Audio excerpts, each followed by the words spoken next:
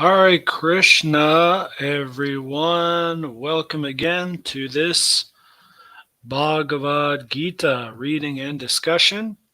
We are continuing where we left off last time with chapter 3, verse 17.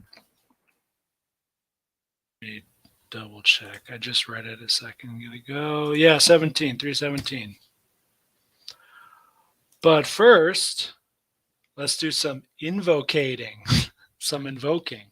Invocation mantras, which you can find right here. It's not page one. Oh, it is page one. Page one of the Gita, which is the first page of the introduction, has, oh boy, 1, 2, 2 full pages of invocation mantras. I'm just going to do the very, very first one, which I'm trying to memorize by doing this class every time. I'm going to take a quick look, see if I can do it from memory just off a quick look. Om Jnanatimirandasya Gyananjana Salakaya Chaksur Unmilitam Yena Tasmai Sri Gurave Namaha. That was close. Translation is really important for this one. This is my favorite part of the whole thing. That's why I only read this one. I was born in the darkest ignorance, and my spiritual master opened my eyes with the torch of knowledge. I offer my respectful obeisances unto him. Now, a great clue here for learning Sanskrit, and sorry, my camera gets fuzzy. It has to autofocus each time I move around. Seeing the word for word translation, which we don't have here, but there's a lot of these words, these Sanskrit words, they pop up in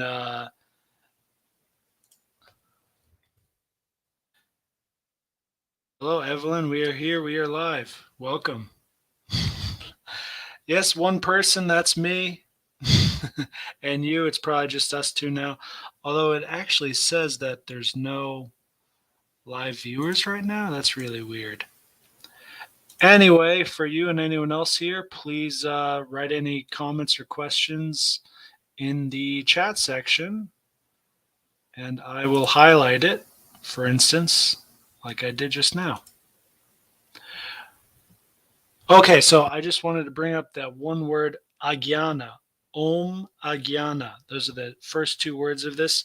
So you may recognize Gyan as in Jnana Yoga, the yoga of knowledge. That's the same word here. So agyana means not jnana.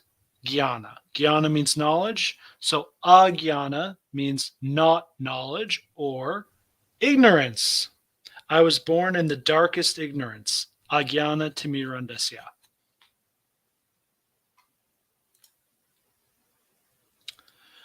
Okay, so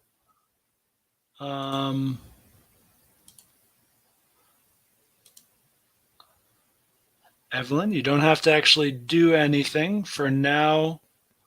Well, I don't know if I told you before, this is not actually a class. I'm just reading the Gita and then just riffing on it with whatever comes to my mind. But as more people show up, we can have a discussion more and more. That's totally up to other people. Yeah.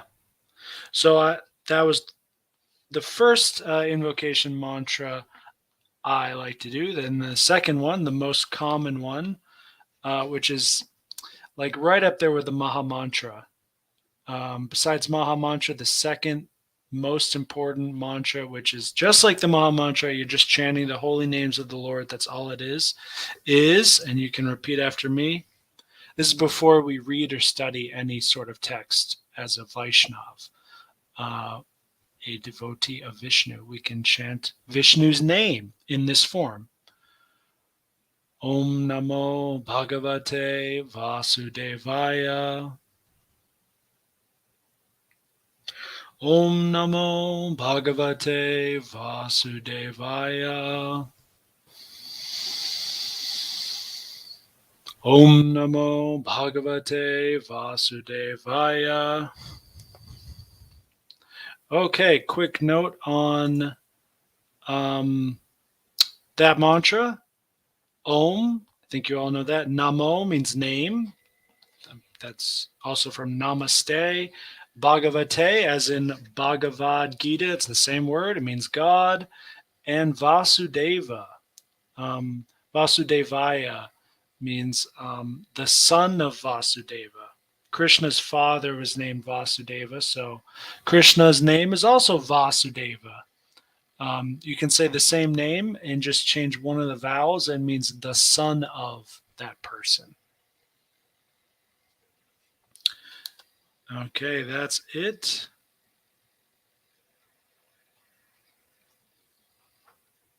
Now we will continue with the reading. So starting from chapter 3, verse 17, if you're on the blue original edition, that is page 181 for me.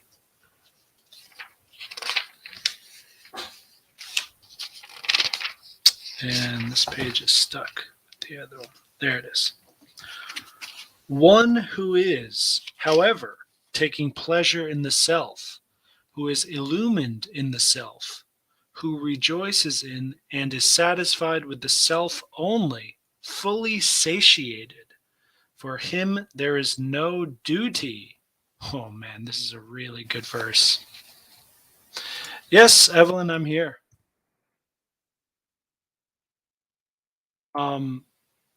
If you want to like read with me and like join the video or something, you can, but I have to send you a link for that.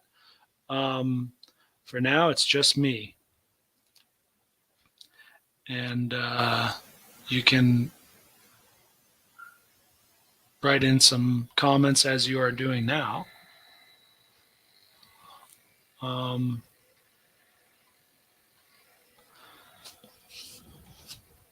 Okay, so duty in this verse is karyam, and I believe kar is the same verb in karma. Dharma sometimes means duty, but then most of the time Krishna uses this karyam word, which is more like mundane duties, I think.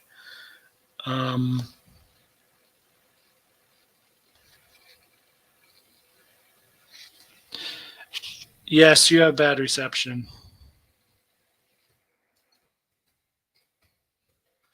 That's all it is. If you can't see me and you can't hear me, that's just bad reception because I'm on YouTube myself looking at this screen.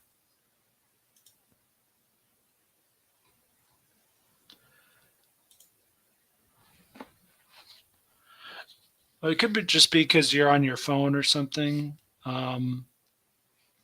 Anyway, this is recorded, so you can always watch it later. I'm going to write that here.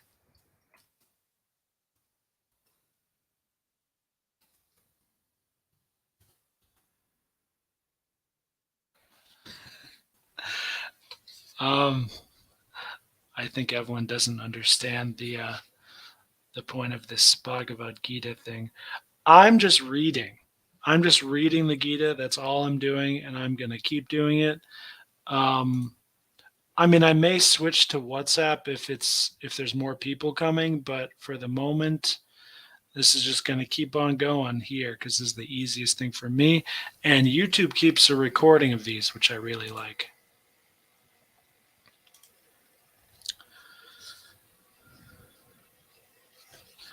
And actually, this is another one of those verses I'm going to write down in my notes because I'm a duty guy.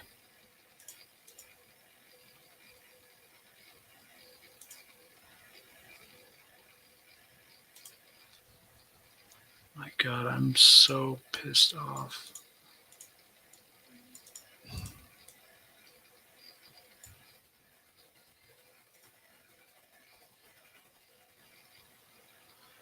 OneNote, Microsoft OneNote always gives me BS problems. It just like won't sync a couple words. Oh my God, I'm going to have to re-enter it later. 1334. Soul is like the sun illuminating the body by consciousness.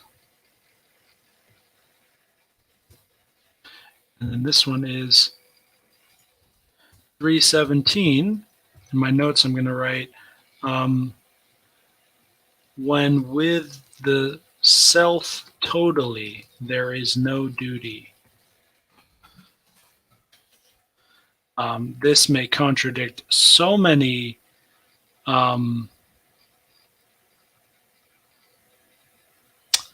so much other parts of chapter 2 and 3, especially where Krishna is telling Arjuna in so many different ways how important duty is. But now here he's saying, hey man, there is no duty. When you're fully in touch with the self, there is no duty. Now, one, for me, obvious reason for that is because the self in its pure state is Sat Chit Ananda. It's all goodness, all eternity, all knowledge, all bliss. So how can there be a duty for someone who's just completely satiated? That's exactly what Krishna uses here. Santushta, perfectly satiated. How can you have a duty if you are complete?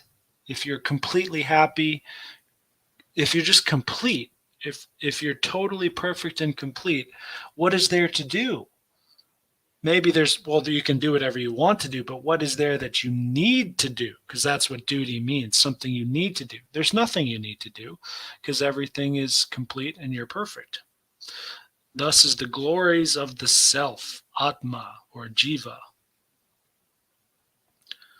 And Prabhupada says here in the purport, a person who is fully Krishna conscious and is fully satisfied by his acts in Krishna consciousness no longer has any duty to perform.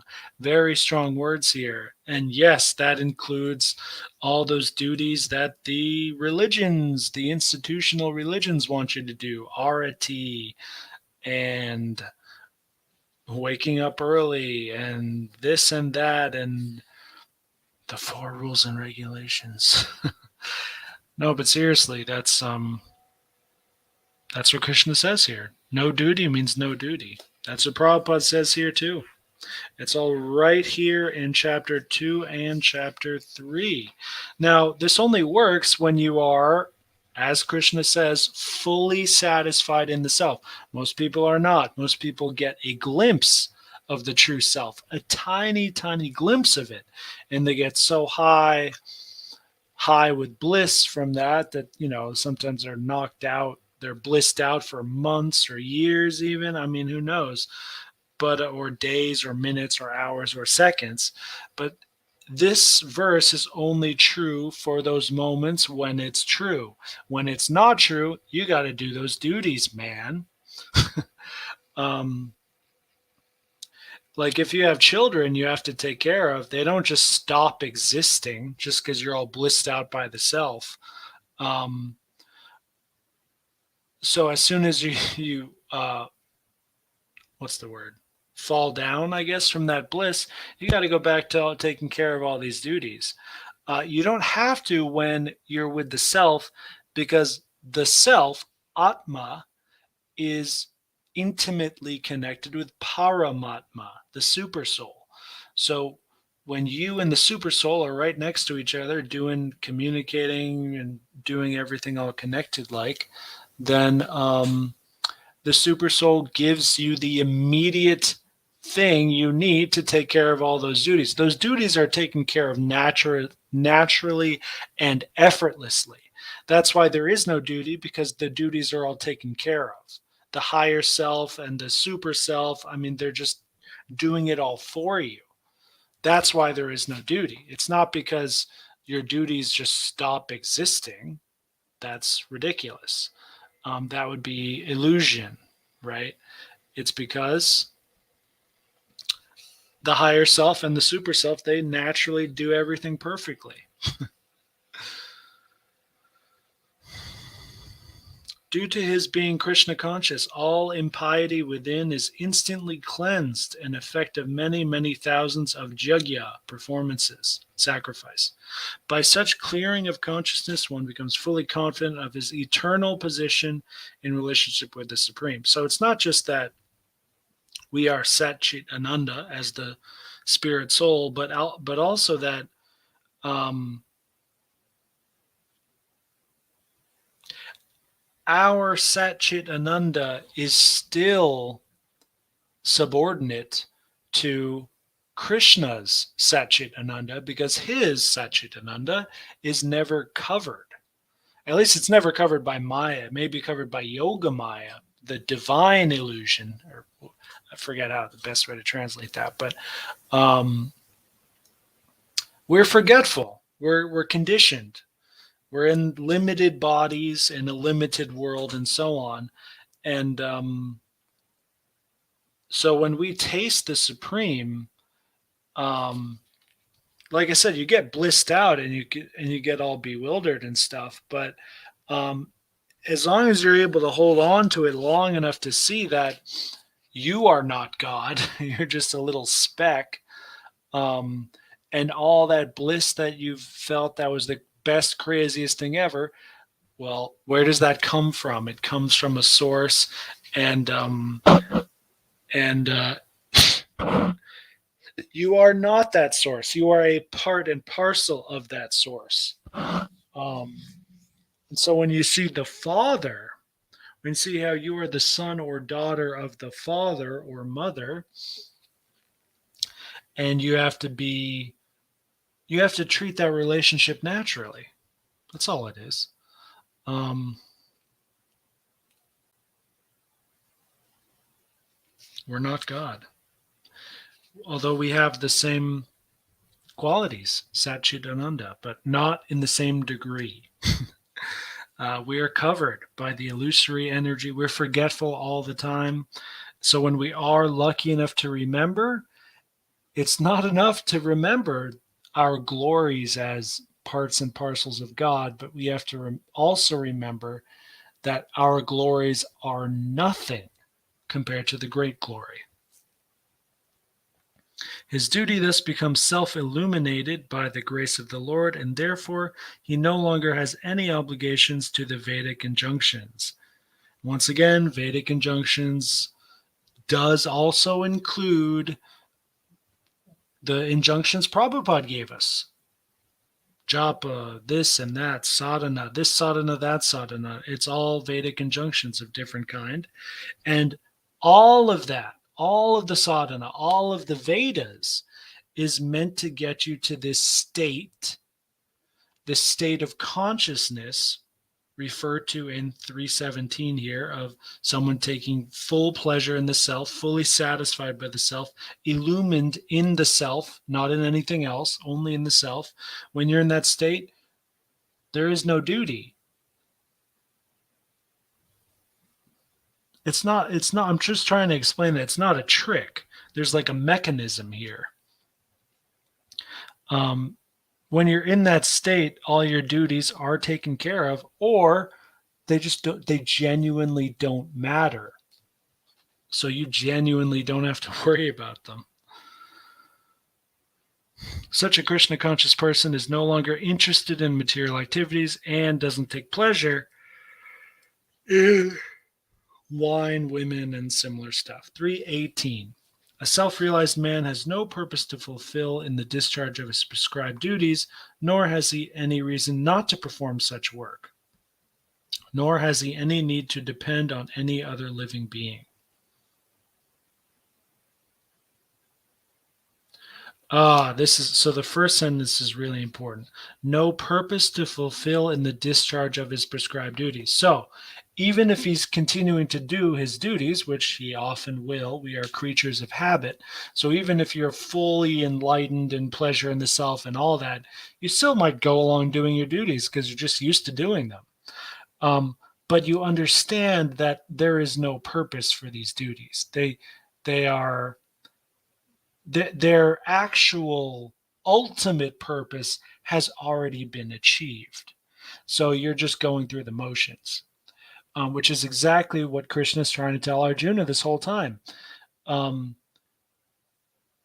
don't Krishna's saying don't fight in this war and kill all these people because it's super important, and if you don't, all this bad stuff will happen, or if you do, all the good stuff will happen, you get all the kingdom. That's all karma, that's all maya and nonsense. um, do it because it's your duty, and just try to be good at it, and do it because I'm telling you to. But also, Krishna says later, you've already done it. I've already planned all of this. This destiny before you, it's already happened. Even though it hasn't manifested yet, it's already happened. That's what destiny means. You already did it.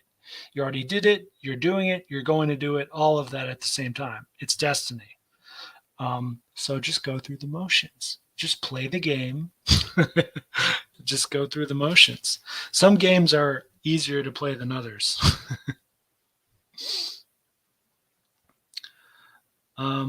Nor has he any reason not to perform such work. He has no reason not to do his duties, because doing the duties and not doing the duties is the same thing, because you're fully satisfied and you're already complete and perfect. So you might as well do the thing you're supposed to do, because the thing you're supposed to do isn't just some dry, commandment from some god or lord you haven't met. It's based on your karma and your occupation. It's based on your nature. Some of us are born to be Sudras, to be laborers. Some of us are born to be Vaishyas or businessmen. Some are born to be Kshatriyas, warriors and administrators. Some of us are born to be Brahmins, priests, philosophers, and so on. It's just our nature. You're just born into different tendencies based on past karma, based on your bodily type, based on your culture you've grown up with, your parents. All of these things give us different predispositions, and based on those traits, um, there is a svadharma. There is a particular dharma for each living entity, and that particular dharma is not, like I said, it's not commanded to us, on us, by some other lord. I mean, it is, but it's it's more of a subtle, and I think I want to say impersonal thing. It's just a trait. Your svadharma is just a trait about you, which you either realize or you don't. Like, we have Satchit Ananda, we have this blissful, perfect nature, but if you don't realize it, it's the same as that it's not even there. You know, it is there, but for your actual experience, it's not there. So it's like, if I was born to be a teacher, but I never stepped foot in a classroom, and I was a really bad student, and I never did anything close to teaching, and then I'm suffering my whole life and I just can't figure out why, it's because I'm stupid. It's not because, like, there's something wrong with reality. I just haven't figured it out yet because I'm stupid or lazy or cowardly or unlucky, or so many different reasons, or suffering too much. Well, that's how people get cowardice, is they're too afraid of the glory because they've suffered too much. It's all comes back to the same several simple things. Anyway, this svadharma is the most exciting thing you can do. That's why you do it. Brahmins do Brahminical things because it's their excitement. It's their nature. It's not a commandment. It's not following the regulative principles. Blah, blah, blah, blah, blah. It's their excitement. It's what they're born to do. So they do it because it's the most fun for them to do of all the things that they can do. It's the most blissful, knowledgeable, eternal thing for them. Next line. Nor has any need to depend on any other living being. Yeah, that's the simplest to explain, but perhaps the most profound to experience in this state. Being completely free and liberated from other living entities. I've experienced this, I don't know exactly how long, but at least several moments are coming to my mind now, of being just completely liberated from dependence on society and on other living beings, while at the same time being firmly entrenched within all of that. But because I was just vibrating at a higher level and just being just totally satisfied within the self, um, things just manifest instantly. So like when I would have a thought like, oh, I'm thirsty, I want a water, some guy would just give me water. Some guy I never met before. Um, he would just manifest right there in front of me and said, oh, dude, do you need this? I think, yeah, all right, see you later. Stuff like that would just happen. It like I said, this is not magic. There's a mechanism for this. You should expect it. It's necessary. There's a science to this. It's like it has to manifest effortlessly and instantly. It has to be like that, so oh, this is actually divine, like this is actually the real thing. That's how you know. It's one of the many ways that you know. There's many other beautiful things that Krishna can tell you and show you about. Prabhupada says, a self-realized man is no longer obliged to perform any prescribed duty, save and accept activities in Krishna consciousness. Uh-oh. we thought we were out of the water of the last verse, but now Prabhupada says, well, no, you're still obliged to perform activities in Krishna consciousness. Well, let's keep reading. Krishna consciousness is not inactivity either. As will be explained in the following verses, a Krishna conscious man does not take shelter of any person, man, or demigod. Well, he takes shelter of Krishna, of course. Whatever he does in Krishna consciousness is sufficient in the discharge of his obligation. Okay, I think what Prabhupada is referring to here is how bhakti yoga activities supersede everything else, so they naturally take care of everything else.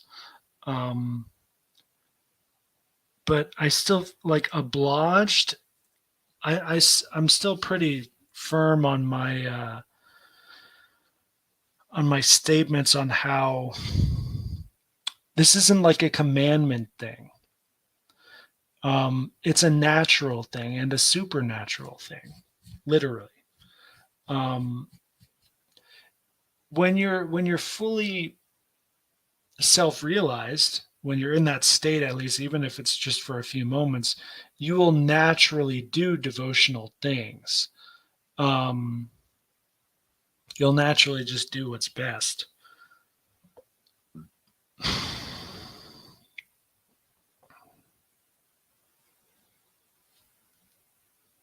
Obliged. Let's look up this word, obliged. Because it's a little different from, yeah, it's not like you must do something, but it's like legally or morally bound to do something. It's like a legal thing. It's like, yeah, you still have to go through.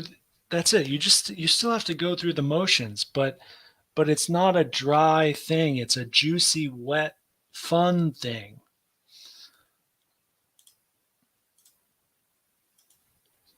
Which you'll naturally do anyway.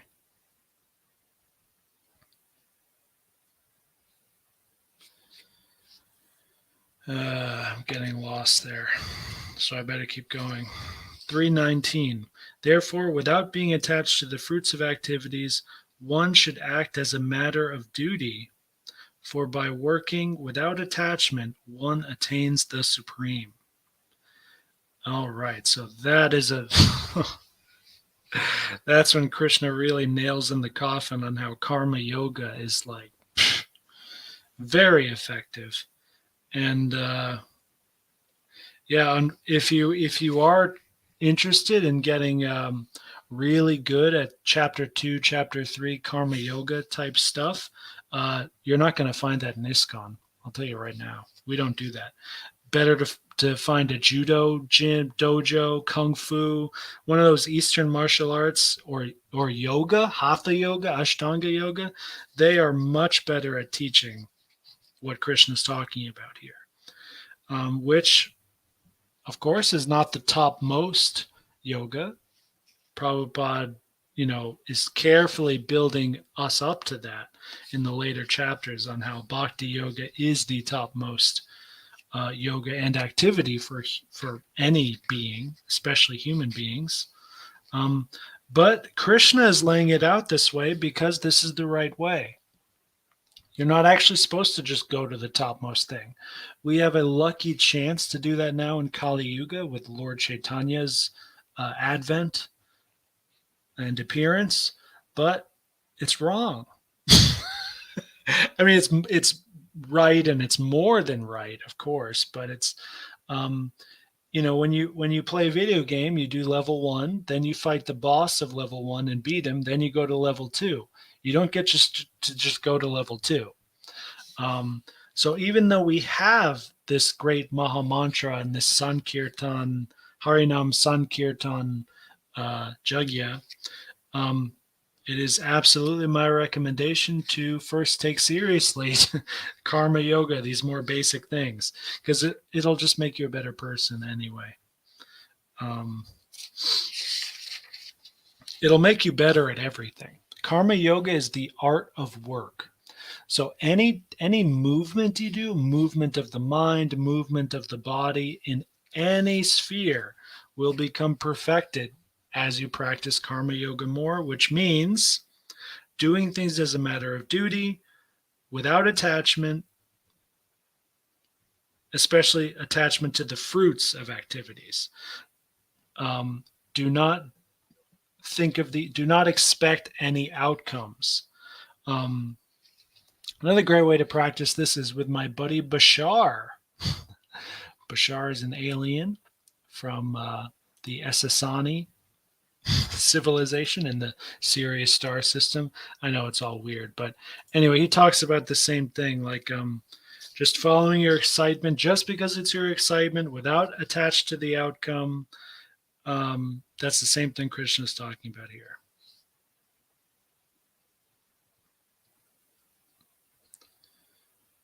Okay, very important thing that Prabhupada says here in the purport. At the end of the verse, it says, Param, the supreme. One attains the supreme, which is Param. That's the same word as Paramatma. Literally means super. So super can be a prefix in another word, or it can mean just the supreme itself, right? The super, the supreme. So Prabhupada says rightfully, righteously, the supreme is the personality of Godhead for the devotees and liberation for the impersonalist. Nothing, and this is me talking now, nothing is more supreme than liberation for an impersonalist. Because think about it.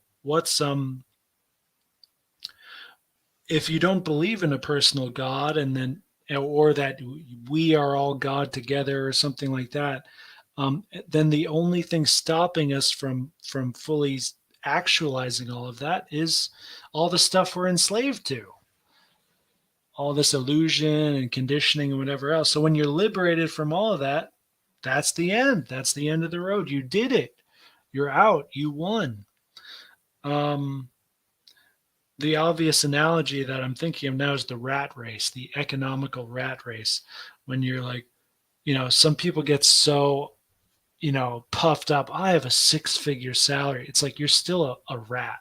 You're still in the rat race, buddy.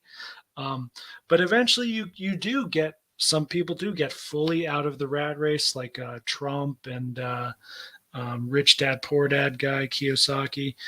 These guys have not only got out of the rat race, they teach others how to get out of the rat race. But what happens when you're there? Do these guys just retire and go live in a beach somewhere? No, no one does that. Almost no one does that. They get out, they get their freedom, they get their economical liberation, and then what's the next thing they do? A billion different things that they've been wanting to do the whole time, and now they get a chance to do it. So liberation is not the end. It's not the beginning either. Like, it's close to the end, but it's not the end.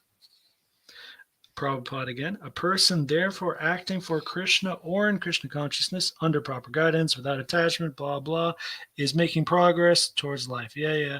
Arjuna is told he should fight in the battle for the interest of Krishna because Krishna wanted him to fight. To be a good man or non-violent man is a personal attachment. Very important here. But to act on behalf of the Supreme is to act without attachment for the result. Okay, that sentence there is just as potent as one of these verses that Krishna says. What we're talking about here is the difference between sattva guna and transcending the gunas. So if you're working really hard to be like sattvic, to be good, to be virtuous, and even attaining that or whatever, that's still, you're still being attached to something temporary. Like the classical virtues are temporary, like bravery. We're not born brave, and we have to practice to be brave, but then eventually we die, and then we're reborn. We have to do it all over again. So the classical virtues that Aristotle talks about, for instance, are material attachments, but it's still better to be, I don't want to say attached, but it's still better to practice virtue than to practice vice. Everyone would agree to that. But the important thing is to remember that that's an attachment. Whereas when you're acting on behalf of the Supreme, part of that means you're not thinking about the result of your work. You're not expecting an outcome. You're not working for the fruits. Unfortunately, the trap with us is that, like, you can do these bhakti yoga activities, like offering food to the Supreme, offering food to God. But you can do it in a totally selfish way. You can do it and think, oh, look how pious I am. Look at how much better I am getting in my Krishna consciousness. And that's it's still pious. It's still pious activity. It's better than impious activity, but it's not the real deal. When you're truly doing it for someone else and not for yourself, just forget about the Supreme. Just think about it like this. You're doing it for someone else, for their benefit, on their sake. It's very difficult to be attached to the outcome of that. Whereas if you're more concerned with what's going to happen for you, and then things turn out badly, you're going to go, oh boy, I better fix that. And then when things turn out well, you go, look at how great I am. This is why I've been pushing ethos and practicing it since I was 16 years old, because this is one of the supremes that you can devote yourself to, arete in Greek, which means excellence. This like idea of just being excellent at everything. It's basically what Krishna is talking about with karma yoga and these basic, these first few chapters. Until you're ready to, get really personal with Krishna, you can at least just practice excellence. Just practice doing your duty because it's your duty, without any attachment to the fruit, just to try and be excellent at it for the sake of excellence. And there's much progress, real progress to be made there when doing that. That is what I call ethos. Ethos as a lifestyle, not just as like a word or some little aspect of some greater like Aristotelian thing, but as a religion, basically.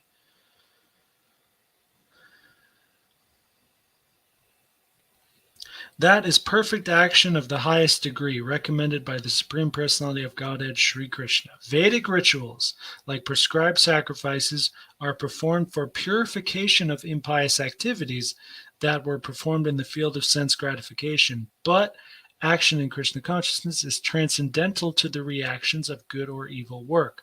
Krishna conscious person has no attachment for the result, but acts on behalf of Krishna alone.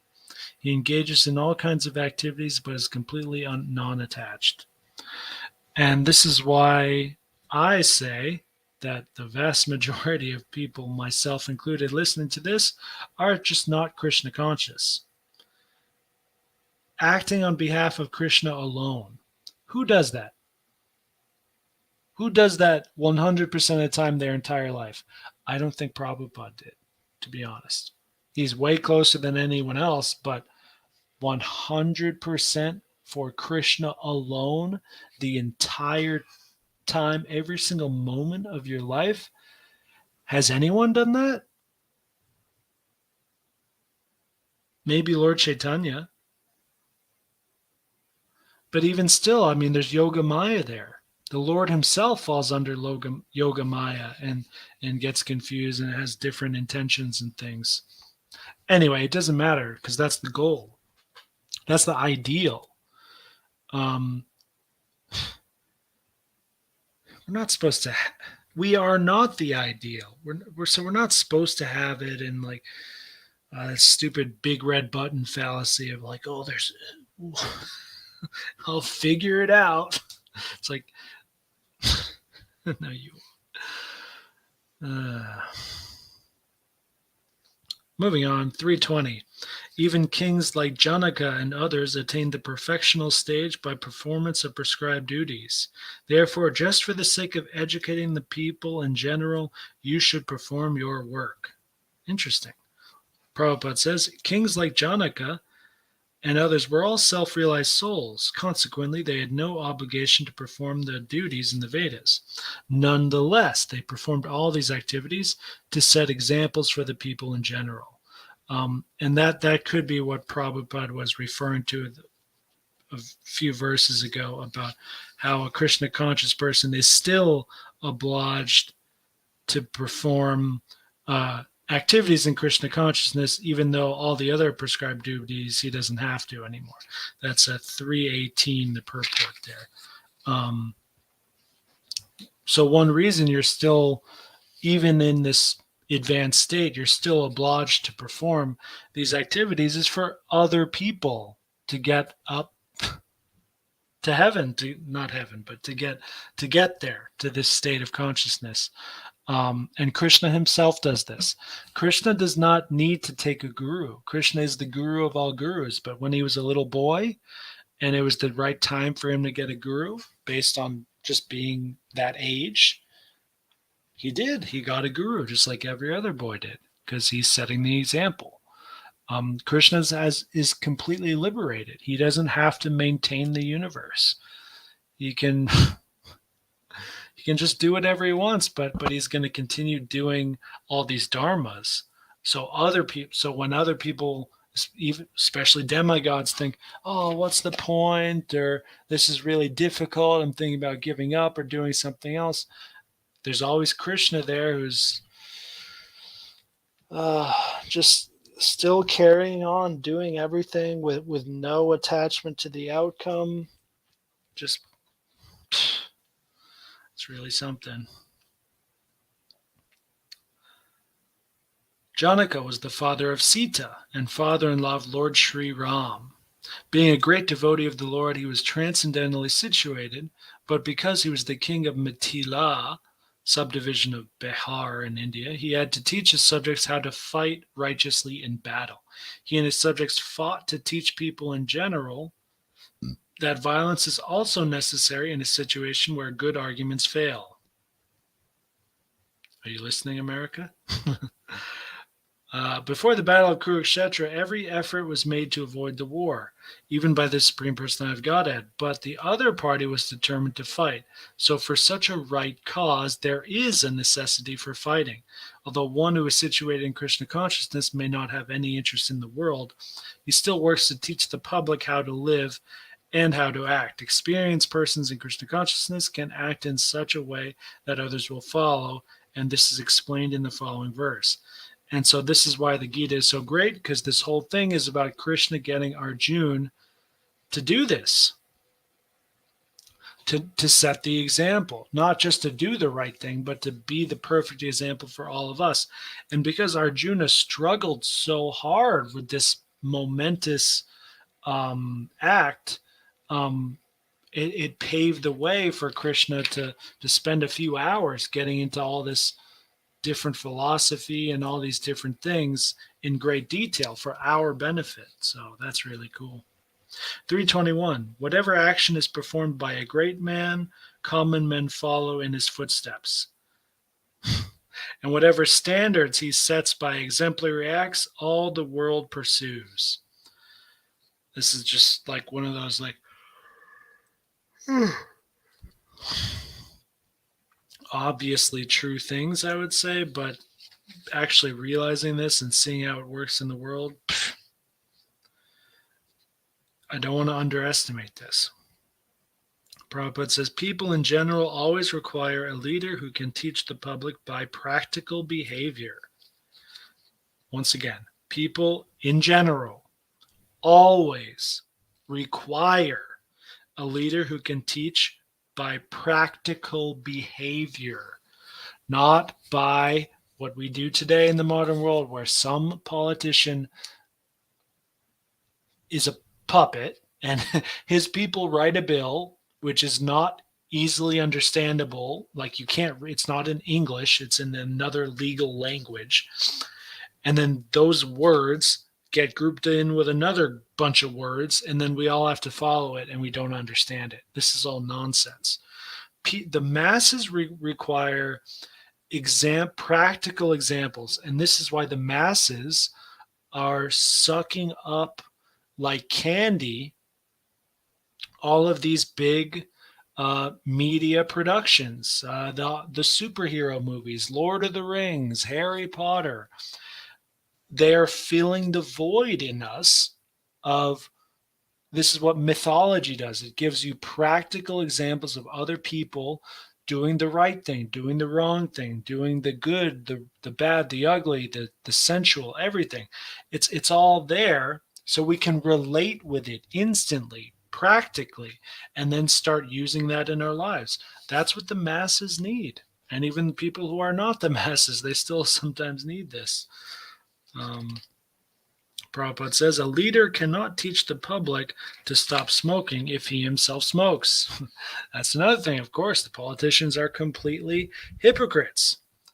The Biden administration leaving more than 300,000 guns to the Taliban, just leaving top of the line military equipment to terrorists, just giving billions of dollars of weapons to terrorists on purpose, pretending it's an accident, and then they're going to lecture us on gun control. These people are nonsense. They're all nonsense, liars and losers. The people themselves, the people who follow them, they're lost. They're zombies in a world of darkness. The hypocrisy is blatant. If you want to see it, it is readily available. Hypocrisy is everywhere, more and more. This is what Kali Yuga means. It's defined and characterized by quarrel, needless quarrel, fighting over nothing, and hypocrisy. These are the two main signs. And in America today, you're seeing plenty of that BLM, Antifa, burning down buildings.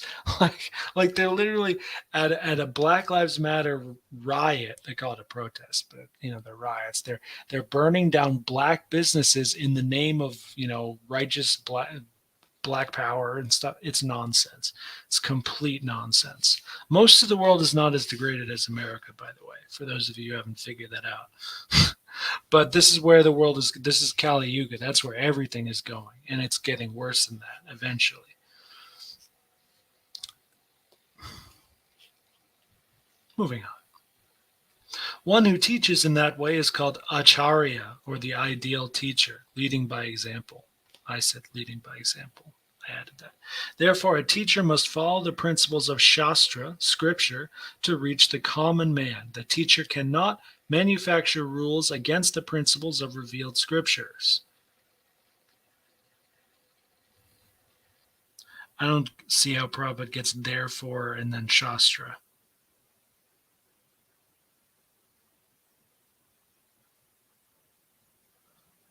To reach the common man?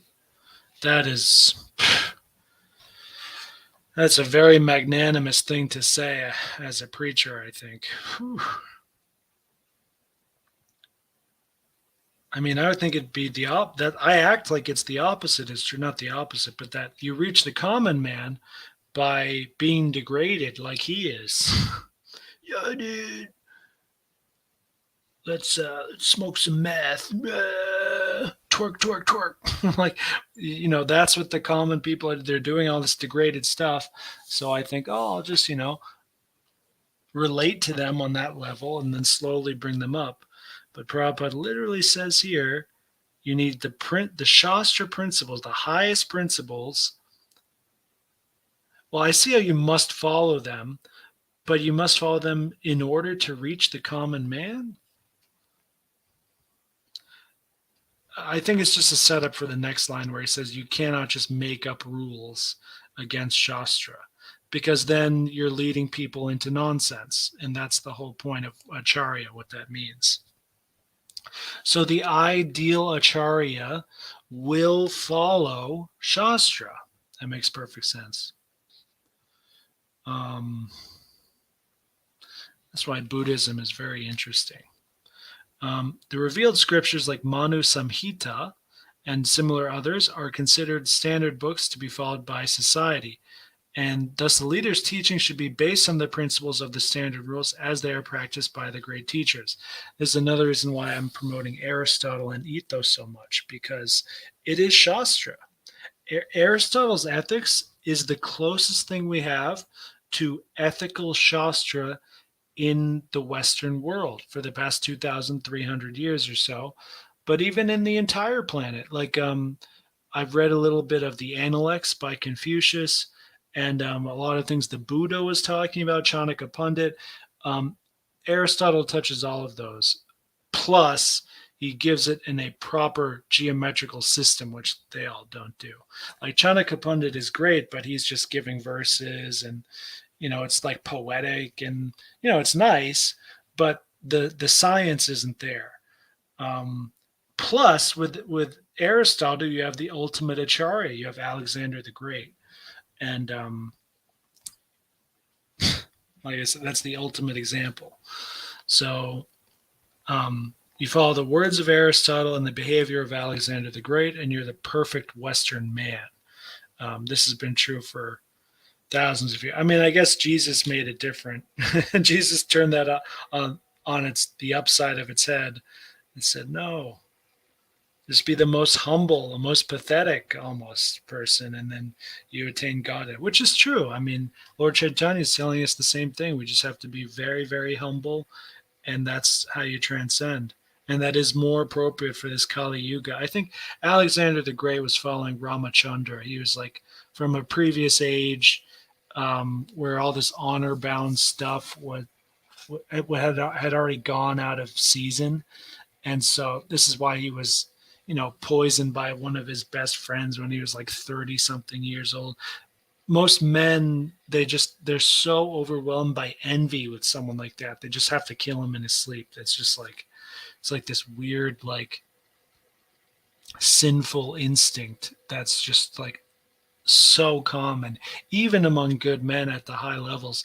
I was thinking recently about Saint Peter, who, the first and number one disciple of Jesus. But what happened in the first 24 hours that Jesus was gone? Saint Peter refused his existence 3 times in the same day, right? Like the guards were asking him, "Oh, do you know this Jesus guy?" No. Like he could have said, "Oh yeah, Jesus is a great dude." I think he went that way. Like he could have said, "Yeah, Jesus is a great man, but I'm not his great disciple."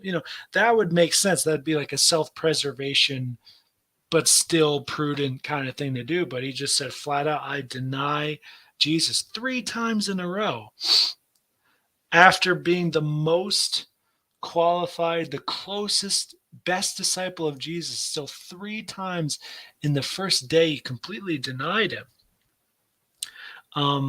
But this is a miracle. I mean, this is Leela. This is part of the great performance, the great rasa that occurs in many different ways. This is one of these miracles. It's how you know it's divine for sure, is because you can't explain this stuff with logic. There's no way to rationalize it because it's super rational. It's above rationality by definition. This is why the logos will let you down, because you don't have paralogos, the super logos.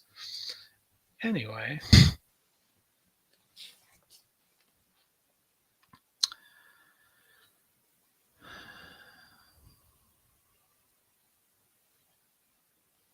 So the Srimad Bhagavatam also affirms that one should follow in the footsteps of great devotees, and that is the way of progress on the path of realization. The king or the executive head of a state, the father and the school teacher, are all considered to be natural leaders of the innocent people in general. All such natural leaders have a great responsibility to their dependents. Therefore, they must be conversant with standard books of moral and spiritual codes. Oh, thank you, Prabhupada. I'm going to write that in my notes too.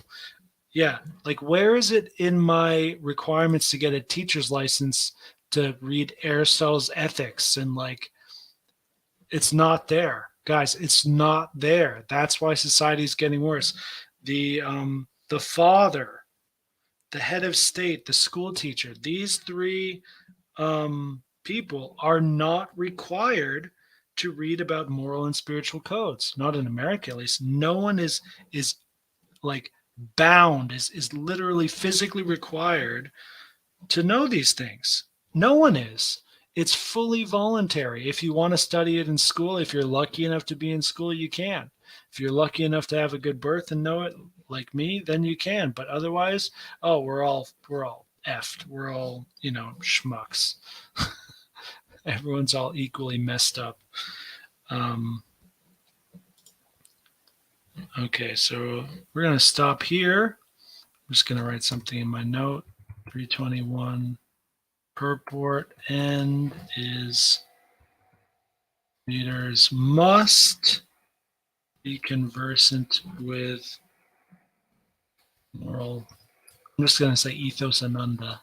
Ethos ananda codes, because that's what moral and spiritual means. Ethos ananda. That's why I chose that name. And when I transcend ethos ananda, I'll let you know and I'll find a new name. Anyway, ananda is really hard to transcend, buddy. Next time we will do 322. Yep. Thanks for playing, y'all. See you next time. Haribol.